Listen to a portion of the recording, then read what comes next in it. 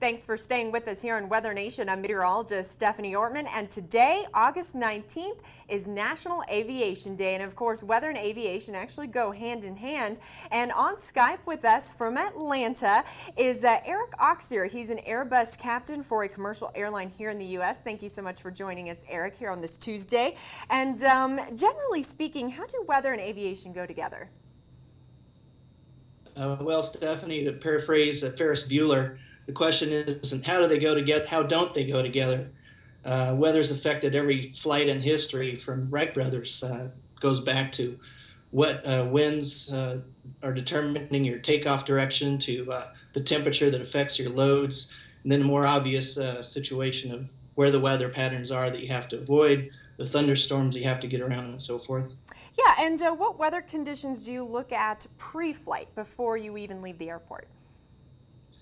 Just about everything. I mean, from looking out the window as you're driving to the airport to checking online. I mean, anymore today's technology, anybody can get online and check the weather in any part of the world, and that's been really nice. It's very accessible to not only the professional airline pilot, but to the average person who's a fellow geek or a weather geek such as us.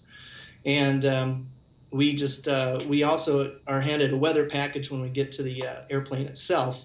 That was coordinated by the dispatcher who plans the flight itself. And what instruments in the cockpits do you utilize, for weather throughout the flight? And I know you also use dispatchers and whatnot during the flight itself, right? Oh yeah, we're always in real-time contact with them. They're always updating the weather at the backside, and even in the route of flight, we're always changing course according to the weather situation.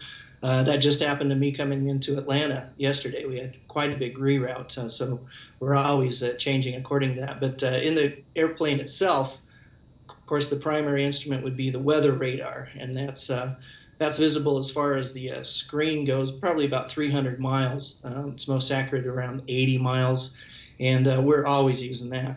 And real quick, last question, what kind of weather training do you pilots have? Pretty extensive. I mean, not as extensive as a meteorologist such as yourself, but it's endemic to the flying profession, even back to private pilots. So you're always being tested on that, from ground school to flight tests and so forth. So very extensive. All right. Well, Eric, I appreciate your time. I know you're flying around today, so safe travels to you there as you head out of Atlanta. And of course, we're going to have much more for you right here on Weather Nation throughout the day. Stay with us.